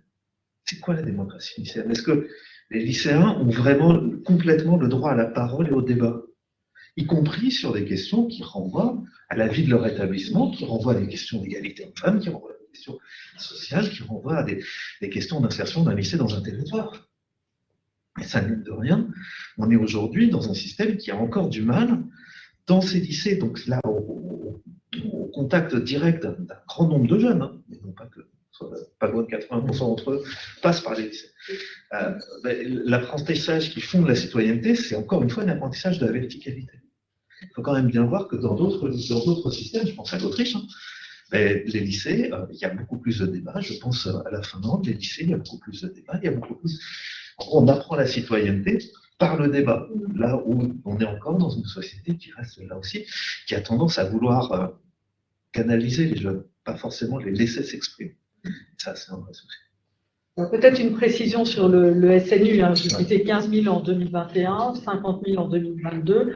L'idée pour ce service national universel, c'est qu'il soit universel. Donc précisément l'ambition, c'est d'emmener dans ce qu'on appelle ce séjour de cohésion et cette mission d'intérêt général, c'est un peu les classes prépa de l'engagement, ou en tout cas un rite de passage à l'âge adulte, et c'est justement d'emmener toutes les jeunesses. Et donc, là, l'année dernière, alors c'est très intéressant parce que l'étude de l'INJEF a montré qu'il y avait une mixité qui était pas encore vraiment totalement, en tout cas l'image de la société française.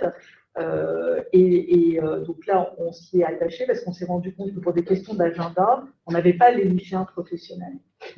Et donc là, justement, on fait un énorme travail donc, pour avoir les lycéens professionnels de façon à avoir cette mixité. Donc on a cette classe prépa et rite de passage à l'âge adulte où clairement, et là on l'a vu, et vous avez vu, je pense on attend l'évaluation de Cali, hein, parce qu'on a eu l'évaluation quantitative et après vous avez mené un certain nombre d'entretiens, et on voit, moi ce qui m'a le plus marqué dans les sites où j'ai pu aller, c'est cette culture du débat avec laquelle ils découvraient d'une certaine façon et avec laquelle ils avaient une vraie appétence. Mais parce qu'on leur laisse l'espace et on ne leur dit pas il faut penser comme ci ou comme ça, ou on se met dans la carte. Alors, très modestement, c'est aussi de se dire justement tout ça est en train de bouger. L'éducation nationale, c'est une grande maison, c'est une vieille maison, c'est quand même 1 200 000 fonctionnaires, ce sont 10 millions. Enfin, moi, vraiment, pour être dans ce ministère et là de voir de près, c'est vrai que je me dis. C'est une institution qui est très verticale en effet, mais qui est en train de bouger. L'engagement au sein des écoles, il est en train d'être valorisé. Le SNU, une des vocations, c'est justement de contribuer à muscler cet enseignement moral et civique qui a lieu précédemment, à valoriser les engagements des jeunes aussi, qui peuvent avoir lieu avant 15-16 ans, parce qu'il y en a en effet, et que là aussi, c'est pas dire c'est avec le SNU que vous allez découvrir. Non, c'est de valoriser tout ce qui existe déjà. Et vraiment de le pousser. Et puis, justement, le grand oral, enfin l'oral du baccalauréat, ça peut sembler anecdotique, mais c'est quand même, je le vois moi de l'intérieur, c'est une vraie révolution culturelle au sein de l'éducation nationale. Dans les profs, et j'ai beaucoup d'admiration pour les profs, parce qu'on a tendance à vraiment charger. Enfin, vous savez, en France, on explique toujours aux autres ce qu'ils devraient faire et où sont les coupables, et jamais nous, modestement, qu'est-ce qu'on peut faire à notre niveau. Que les jeunes générations ont en tête, c'est moi, qu'est-ce que je peux faire? J'arrête de dire qu'est-ce que les autres ont à faire, parce que finalement, je n'y crois pas trop, ça rejoint la défiance. Mais moi, à mon niveau, qu'est-ce que je peux faire pour faire bouger les plans? Et donc là encore, l'oral, même pour les profs, ben, on est sorti justement aussi d'une éducation, je vous le rappelle, l'éducation nationale, c'est l'instruction. C'est pas là aussi, il y a un peu une confusion sur les termes, mais on a bougé un certain nombre de repères. Donc, et c'est pas facile, c'est pas pas simple non plus. Donc le SNU, c'est de donner la dimension universelle, c'est effectivement de viser toute une génération. Est-ce qu'on passe aux questions de la salle peut-être? Vous avez sûrement des interrogations sur l'éducation nationale, les institutions, la défiance par rapport à ça peut-être? Oui. Moi j'ai une question. Vous avez dit que l'engagement des jeunes est très fort dans des associations, pour des causes. Est-ce qu'on pourrait penser qu'à terme, si on continue dans cette dynamique, on pourrait déboucher sur un réintéressement, enfin que ça amène à un espèce de réintéressement vers le politique, parce qu'on a l'impression que, voilà, pour le vote, on va dire. Qui veut répondre? Mais en fait, c'est compliqué. C'est compliqué parce que, mine de rien, l'engagement associatif, c'est un engagement concret, immédiat. Effectivement, ça paye tout de suite pour soi, pour les autres. Et on en discutait un peu. C'est frappant de constater combien désormais l'engagement pour le climat, pour les causes environnementales, c'est plusieurs millions de personnes, à travers les AMAP, à travers les choix que vous faites en termes de mobilité, etc., etc. Mais à la fin, quand il s'agit de déboucher sur un parti politique, c'est au mieux quelques centaines de milliers de votants pour une primaire écologiste et c'est moins de 10 000 militants. Donc en fait, il y a aujourd'hui une forme de rupture Mais cette forme de rupture, elle tient aussi en partie à la manière dont les partis eux-mêmes s'organisent. On est face à des partis qui sont aujourd'hui qui ont de moins en moins besoin de militants de base, qui ont de plus en plus des élus, des collaborateurs d'élus, des spécialistes. Donc la construction d'un programme, ça se fait de moins en moins avec des militants de base, ça se fait de plus en plus avec les think tanks, avec les expertises, etc. Donc là, c'est un vrai souci quelque part. On peut même se dire, et c'est pas forcément une bonne nouvelle, que les associations sont désormais aussi dans ce type de démarche. Hein, quand vous cotisez tous les mois plutôt que de donner du temps, donner un peu d'argent plutôt que de donner du temps, c'est parfait pour la professionnalisation de certaines associations.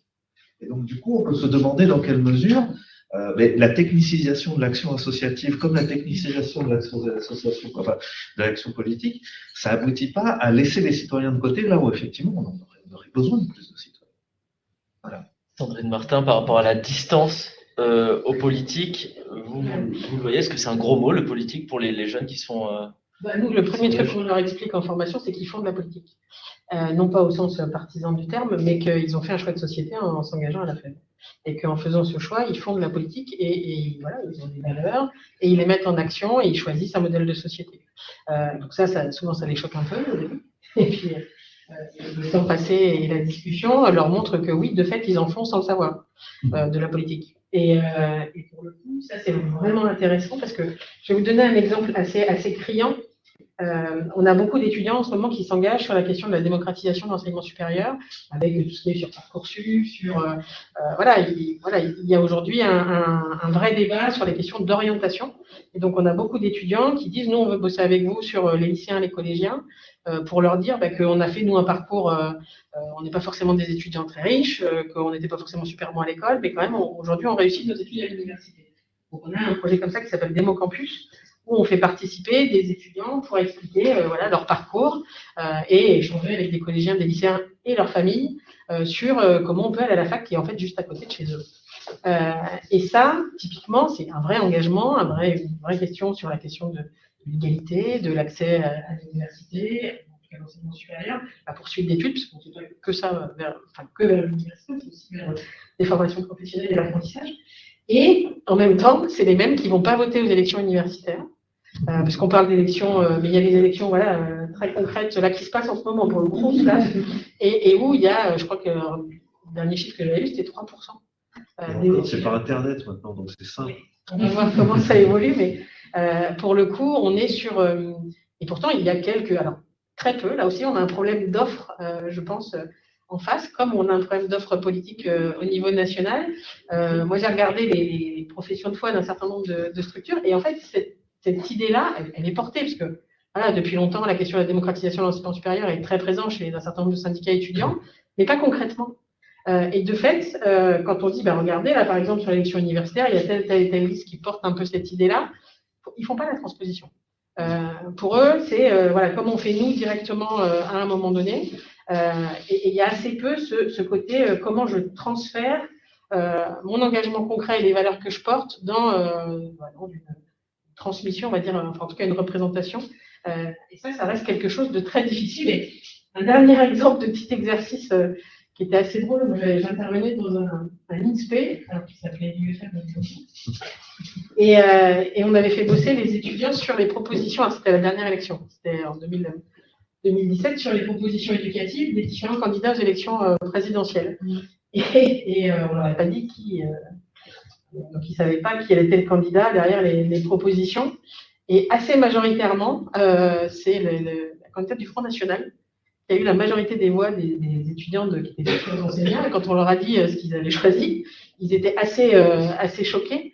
Et on leur a dit, vous avez choisi en fonction de vos valeurs, de ce que vous portez. Du coup, ça les a amenés à beaucoup réfléchir. Mais ceux-là aussi ne s'étaient pas posé la question de, par rapport aux convictions, aux valeurs que j'ai, dans quel programme c'est transposé et qu'est-ce que ça veut dire sur mon vote. Certains ils se disent non, c'est impossible, je ne peux pas prouver ça. Donc c'était assez étonnant. Mais quand on parlait tout à l'heure d'accompagnement, il y a peu d'espace où les jeunes ont la possibilité, sans être jugés, ni mis en défaut, ni être dans une joute verbale, parce que le débat en France, c'est quand même ça aujourd'hui, ce qui est véhiculé, c'est que c'est forcément les uns contre les autres. Il y a assez peu d'espace où on peut exprimer sa pensée, qui n'est pas forcément aboutie, et où on peut la faire cheminer. Et ça, je trouve que c'est aujourd'hui un élément qui manque beaucoup, et c'est en ça que je pense encore les parcours d'engagement peuvent être intéressants, parce que dans nos structures, alors il n'y a pas que les associations, il y a plein d'autres possibilités, il y a encore cette possibilité de cheminer, et moi je le vois vachement énormément avec les services civiques, pour le coup qui ont des origines très différentes, et où tous ces petits temps informels, moi je sais qu'il y en a beaucoup qui passaient dans mon bureau le soir avant de partir, et ces échanges un peu politiques, qui peuvent avoir dans des espaces qui sont un peu protégés, où ils ne sont pas mis en difficulté, sont hyper importants pour les faire cheminer, pour arriver à leur montrer que ce n'est pas parce qu'ils n'ont pas fait Sciences Po, ou parce qu'ils n'ont pas fait des études très poussées, qu'ils n'ont pas un avis, et surtout qu'ils ne sont pas des citoyens à part entière. Et ça, je pense qu'on gagnerait à créer ces espaces. Ça rebondit un peu sur ce qui était dit tout à l'heure sur les tiers-lieux. Nous, on bosse là, actuellement beaucoup sur comment créer ces espaces de rencontre, d'abord, parce qu'on parlait d'inégalité dans la jeunesse, c'est des jeunesses qui se rencontrent très très peu. Nous, quand on fait se rencontrer un étudiant qui réussit et un môme qui est en grande difficulté dans un quartier, c'est juste deux univers qui s'entrechoquent, et ça produit des choses vraiment chouettes. Mais si on n'était pas là pour faire la rencontre, il n'y en aurait pas. Et donc, créer des espaces aujourd'hui qui permettent ces rencontres-là, et qui permettent ça aussi sur un temps long, avec un objet commun. Et là, en l'occurrence, l'objet commun qu'on a décidé de choisir, c'est l'engagement. Et ça fonctionne. Aujourd'hui, on fait même côtoyer, en tout cas, sur des actions communes, des jeunes qui sont en pré-apprentissage et des étudiants, et ça se passe super bien. Et ils se trouvent des points communs, et ça les amène à réfléchir sur leur propre situation. Et je finirai juste sur un point. Pardon, je suis longue, mais le débat est passionnant. Aujourd'hui, on est contacté, alors j'espère qu'il n'y en a pas dans la salle, parce que je vais me faire embrouiller, par des universités privées qui viennent nous chercher pour permettre à leurs étudiants de s'engager et de rencontrer des populations qu'ils ne rencontreraient jamais, et notamment en se disant, mais vous savez, j'ai eu ça il n'y a pas très longtemps, vous savez, c'est leurs futurs employés et ils ont besoin de les connaître et d'être en empathie avec eux. Alors, au-delà de la boutade, il y a quand même un élément important qui est que le fait de rencontrer d'autres populations, des gens qui n'ont pas forcément le même vécu, pas forcément la même situation sociale, est quand même super important. Alors, on travaille beaucoup la formation là, et l'accompagnement sur ces étudiants-là, mais on voit qu'au final, ils s'engagent autant que les autres. Et pour le coup, on retire des choses assez importantes dans leur parcours et leur poursuite, notamment professionnelle, sur le rapport, la fameuse boutade qu'on a à la FEV. Alors souvent, on l'a au début quand ils arrivent, mais plus du tout à la fin, c'est quand tu veux, tu peux.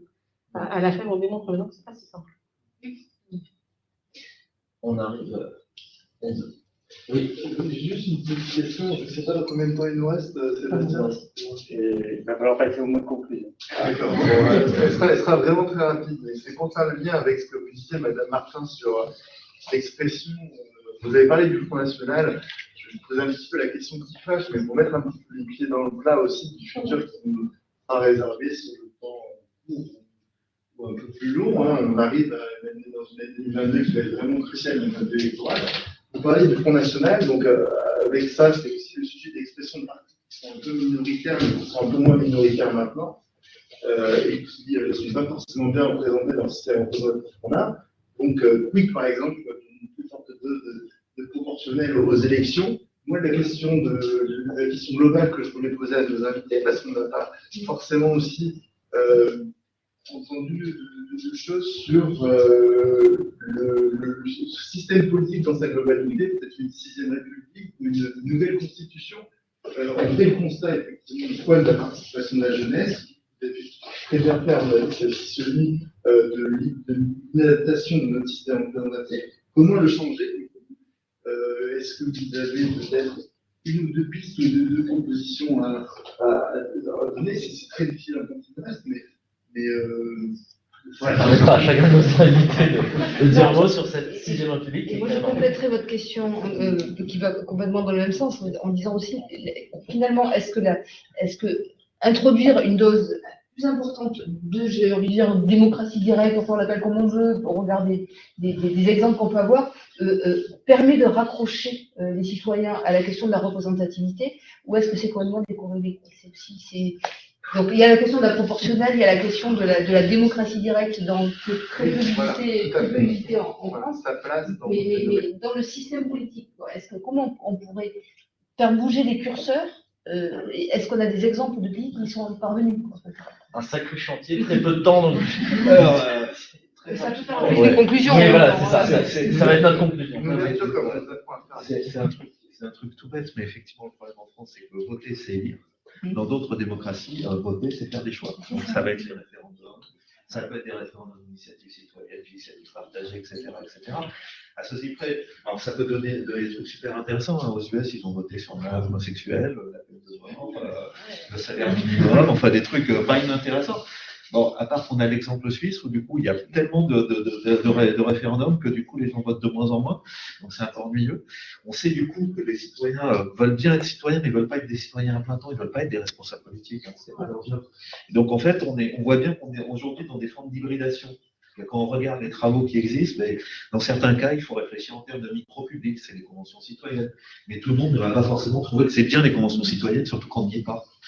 D'autres sont encore dans la logique de la démocratie furtive. En gros, il y a des gens qui savent, on va les laisser choisir, etc. Puis on a les troisièmes, effectivement, c'est plutôt la culture de gauche. On veut des citoyens, mais jusqu'au moment où parfois les citoyens qui parlent, c'est pas forcément ceux qu'on aura envie d'entendre parler. Donc, naturellement, aujourd'hui, en tout cas, ce qu'on sait, c'est qu'on ne peut pas se contenter d'une seule démocratie et uniquement représentative et uniquement verticalisée. Peut-être qu'un des soucis qu'on a en France, justement, c'est aujourd'hui d'avoir un système qui oblige quelque part à avoir des décisions qui remontent notamment vers l'Élysée. Et c'est quand même assez troublant quand on peut réfléchir, ne serait-ce que parce qu'il y a un Parlement qui pourrait jouer son contre-pouvoir, il y a un Sénat qui pourrait être un contre-pouvoir, il y a les collectivités locales qui peuvent jouer des contre-pouvoirs, puis il y a les citoyens qui pourraient l'être. Donc on est aujourd'hui dans un système qui, clairement, doit se réformer. Oui, pardon. Allez-y. Non, en fait, c'était un peu sous-jacent dans nos échanges aussi. C'est ce qu'on appelle aussi la gouvernance, et on le trouve également dans les associations. Après, sur la politique, je suis moins, mais dans les associations là aussi. Pourquoi les jeunes, finalement, dans un certain nombre d'associations, on ne les retrouve pas dans les instances de gouvernance? Pourquoi? Alors, il y a ceux qui ne veulent pas lâcher le mandat, donc ça on sait. Il y a ça, mais il n'y a pas que ça. Ils ne veulent pas. Et donc là encore, c'est que justement, ils se retrouvent pas complètement. Et moi, je vous rejoins assez bien. C'est que je pense que là, on est vraiment dans une bascule. Alors, je ne suis pas sociologue, je ne suis pas historienne et encore moins politologue, mais je pense qu'en effet, il faut plusieurs possibilités d'action, de participation. Donc, une plus grande décentralisation. Donc, là aussi, je pense que ça fait partie mais même dans l'action publique, moi, vous voyez, c'est à chaque fois, je dis, mais pourquoi on explique au service déconcentré ce qu'il doit faire exactement? Je préfère, parce qu'en plus, on a des gens très, très brillants. Et donc qui savent faire et qui savent s'adapter. Et puis aussi de donner du pouvoir d'action. Donc, il y a les conseils des jeunes qui existent. Là encore, c'est quelle est leur capacité d'agir? Est-ce qu'on leur donne vraiment la possibilité de voter des budgets, de voter des actions? Et là, je pense que c'est aussi qu'est-ce qu'on est prêt à faire bouger comme ligne réellement pour justement permettre cette effervescence vraiment. Et avec les outils numériques que tout le monde s'est approprié, il y a les mauvais côtés, mais il y a quand même aussi de très bons côtés. Donc il y a beaucoup de choses qu'on peut faire compte tenu du progrès technologique et numérique en particulier, permettrait justement des participations d'une autre nature et plutôt efficaces. Mais c'est à vous de les inventer, je vous renvoie là. Nous, on est là pour faciliter, pour autant qu'on peut le faire, mais c'est à vous, vraiment. Et je crois que c'est la balle est dans votre camp. Et c'est ça qu'on aimerait vraiment que... Enfin, moi, c'est mon ambition, mais voilà, la nouvelle génération, on lui laisse cet espace. Est-ce que quelqu'un veut rajouter un mot Avec plaisir. sur cette question? Je pense que les choses qui ont été dites sont très intéressantes sur ce côté assemblage, selon les objectifs qu'on peut avoir. Moi, ce que j'en retiens de vos échanges, c'est qu'il y a des actions de temps long et que finalement, en filigrane, on voit que ça progresse. Enfin, tout ce que vous avez raconté est quand même porteur de plein d'espoir sur justement cet engagement et comment cet engagement-là peut évoluer vers une plus grande implication dans la vie politique, mais elle peut se faire de beaucoup de sortes. et qui se mélange avec aussi des actions d'immédiateté, cette nécessité de se sentir utile aujourd'hui, maintenant, tout de suite, et qui, voilà, et on a besoin de tout cela. Peut-être ça qui est douloureux pour nous, c'est qu'on aimerait un modèle idéal, voilà, cette frustration-là de ne pas... et donc, pour revenir... donc moi, ce que ça me donne envie de faire, là, en repartant d'ici, je me dis, mais c'est une évidence, quoi. Dans les lycées, il faut ouvrir des espaces de débat, c'est là que ça se passe, et ça, la région peut le faire, donc faisons-le, quoi. Mais faisons-le pas à la place des lycéens, créons les conditions favorables pour que eux puissent prendre la parole, s'autonomiser et débattre, quoi, et apprendre avoir ce goût du débat et l'entretenir. Voilà. Un petit exemple pour illustrer ce que vous venez de dire, qui est un exemple assez récent au conseil départemental de Gironde, mais qui nous a beaucoup marqué. Il faut savoir que l'aide sociale à l'enfance traverse des secousses, hein, on en parlait, très vives et à juste titre. Et donc, le département a créé un conseil départemental des jeunes de l'ASE. Et on est en train de refabriquer, en fait, concrètement, en repartant un peu de zéro, la politique d'aide sociale à l'enfance, parce qu'on se rend compte qu'institutionnellement, mais comme toutes les institutions en France, hein, on avait juste oublié d'écouter la parole, parce que c'était des enfants qui étaient loin du système, qui ne prenaient pas la parole facilement. Et en fait, je pense que si on revisitait nos politiques publiques avec nos usagers déjà, on ferait des réformes. Ce sera le mot de la fin. Merci à vous d'avoir participé à ce échange. Merci à vous de nous avoir suivis en présentiel et en distanciel aussi au regard de la situation sanitaire. Et je vous invite à profiter d'un moment convivial au premier étage. Merci beaucoup. Merci.